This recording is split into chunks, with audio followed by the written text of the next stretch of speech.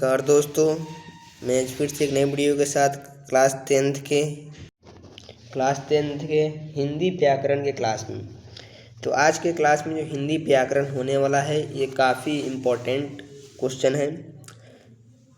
कम से कम हिंदी व्याकरण से जो है आप लोग के बोर्ड एग्जाम में कम से कम 50 क्वेश्चन रहते हैं। आप लोग को बोर्ड एग्जाम में हिंदी व्याकरण से 50 क्वेश्चन रहते हैं, ठीक है।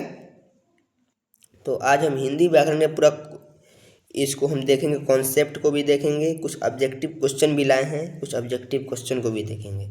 अगर इतना आप लोग देख लेते हैं तो आपको आराम से, मैं आशा करता हूँ आराम से आपका आराम से 15 से 20 मार्क्स इस क्लास से क्लियर हो जाएगा हिंदी व्याकरण के क्लास में। चलिए वीडियो को स्टार्ट करते हैं। तो सबसे पहले आप लोग इस चैनल को सब्सक्राइब कीजिए, लाइक कीजिए और शेयर कीजिए ताकि आगे का वीडियो मुझे से बना सकें। चलिए वीडियो को स्टार्ट करते हैं। तो सबसे पहले जो है व्याकरण पढ़ने वाले हैं। तो सबसे पहले हम स्टार्ट कर रहे हैं कॉन्सेप्ट। इसका कॉन्सेप्ट देखते हैं। तो संज्ञा के 5 भेद होते हैं। संज्ञा के 5 भेद होते हैं। संज्ञा के 5 भेद होते हैं। संज्ञा के 5 भेद होते हैं। नंबर 1 में जातिवाचक संज्ञा, जिसको बोलते हैं इंग्लिश में कॉमन नाउन। नंबर 2 में व्यक्तिवाचक संज्ञा, जिसको बोलते हैं प्रॉपर नाउन। और नंबर 3 में भाववाचक संज्ञा, जिसको बोलते हैं, इसको भाववाचक संज्ञा बोलते हैं। और फिर नंबर 4 में जो बोलते हैं समूहवाचक संज्ञा नंबर 4 में बोलते हैं समूहवाचक संज्ञा बोलते हैं इसको इंग्लिश में बोलते हैं कलेक्टिव नाउन। नंबर 5 में होता है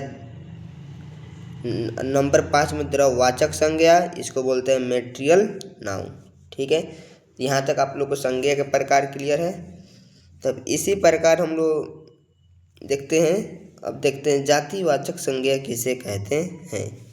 जातिवाचक संज्ञा किसे कहते हैं? तो इसमें जाति भर का बोध होता है, जैसे में गाय, फल, फूल, पहाड़, नदी और मनुष्य इत्यादि। यानी जातिवाचक संज्ञा में जो होता है जिसमें जाति भर का बोध हो,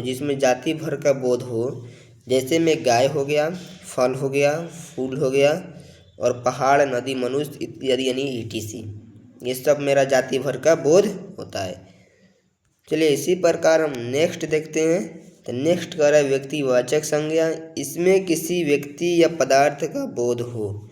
व्यक्तिवाचक संज्ञा में कह रहा है इसमें किसी व्यक्ति या पदार्थ का बोध हो, जैसे में हिमालय, गंगा, पटना, श्री राम, रावण, विषाणु, ब्रह्मपुत्र इत्यादि यानी ETC। तो ये सब कहाँ आएंगे? तो ये सब व्यक्तिवाचक संज्ञा में आएगा, ठीक है। तो व्यक्तिवाचक संज्ञा किसे कहते हैं? तो इसमें किसी व्यक्ति या पदार्थ का बोध हो। तो जैसे में व्यक्ति में कौन हिमालय आएगा, गंगा आएगा, पटना आएगा, ये सब मतलब व्यक्तिवाचक संज्ञा में आएगा। चलिए नेक्स्ट आगे बढ़ते हैं।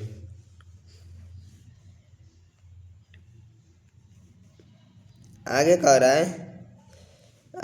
रहा है भाववाचक संज्ञा। तो इसमें किसी व्यक्ति या वस्तु को गुण, धर्म, स्वभाव इत्यादि का बोध होता हो, जैसे में बुढ़ापा, सच्चाई, ईमानदारी, लंबाई, मिठास, महत्ता, उसके बाद चौड़ाई, उसके बाद इत्यादि यानी ETC, ठीक है। तो ये भाववाचक संज्ञा में सब कहाँ आते हैं? ये सब भाववाचक संज्ञा में आते हैं। जो मेरा नेक्स्ट कह रहा है समूहवाचक संज्ञा, तो इसमें समूह अथवा समुदाय का बोध होता है, जैसे में वर्ग, सेना, सभा, कक्षा आदि ETC, ये सब मेरा समूहवाचक संज्ञा में आते हैं। चलिए नेक्स्ट पढ़ते हैं। नेक्स्ट कह रहा है द्रव्यवाचक संज्ञा।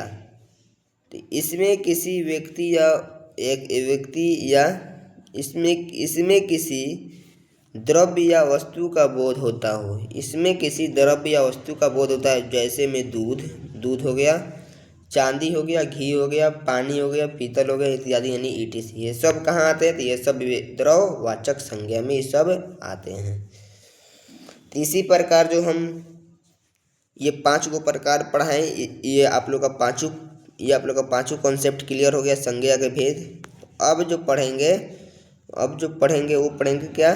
स्वर्नाम, जिसको बोलते हैं परनाउन। मोस्ट इम्पॉर्टेंट है स्वर्नाम, प्रोनाउन। ठीक है, चलिए देखते हैं हम स्वर्नाम को, प्रोनाउन को देखते हैं।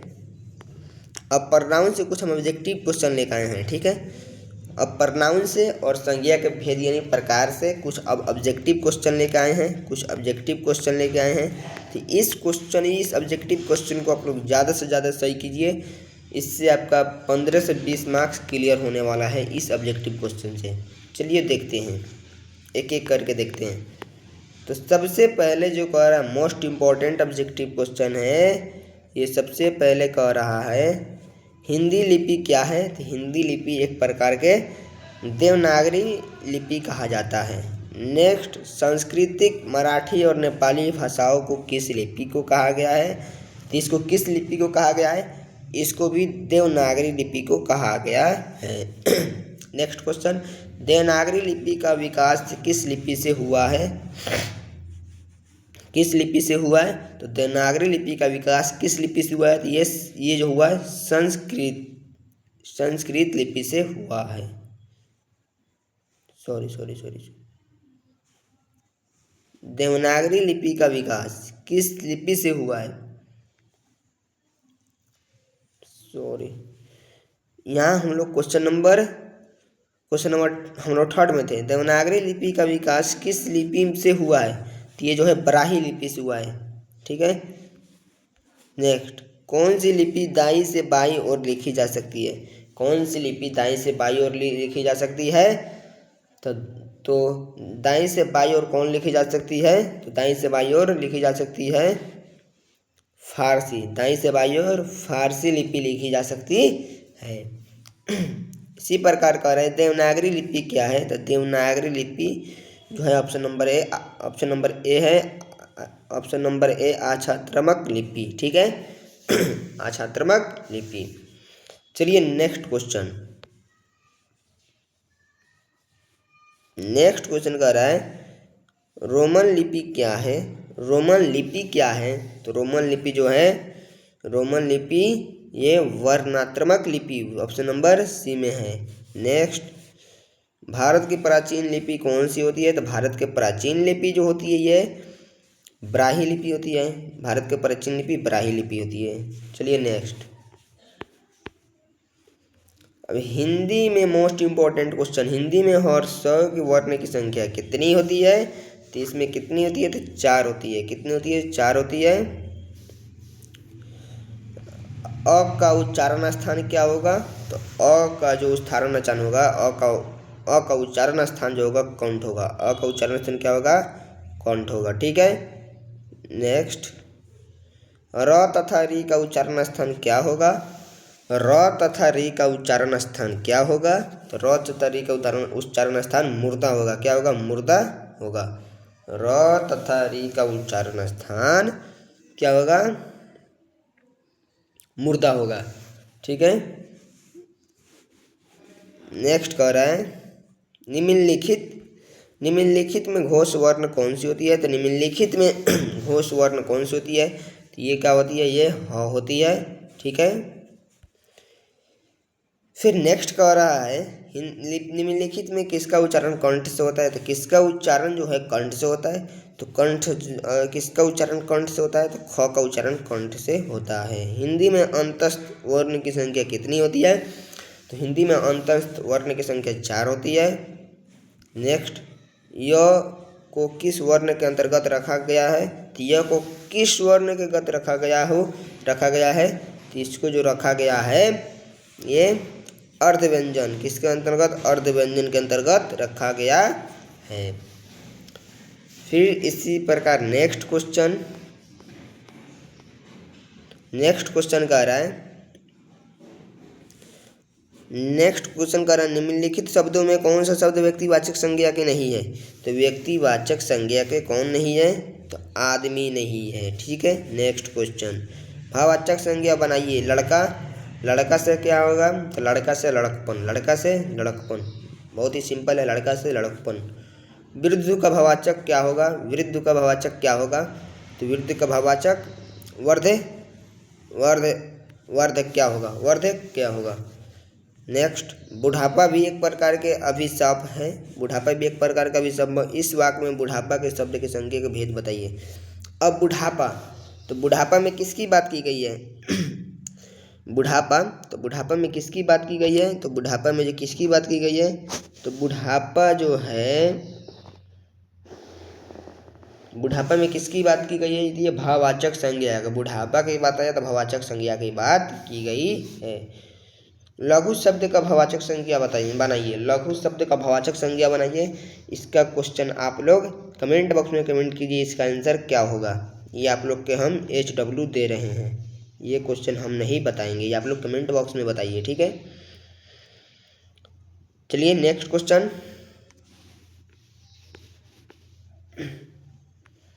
नेक्स्ट क्वेश्चन कर रहे हैं, निम्नलिखित में कौन सा शब्द व्यक्तिवाचक संज्ञा है, तो व्यक्तिवाचक संज्ञा कौन है, यमुना है। कौन है, यमुना है।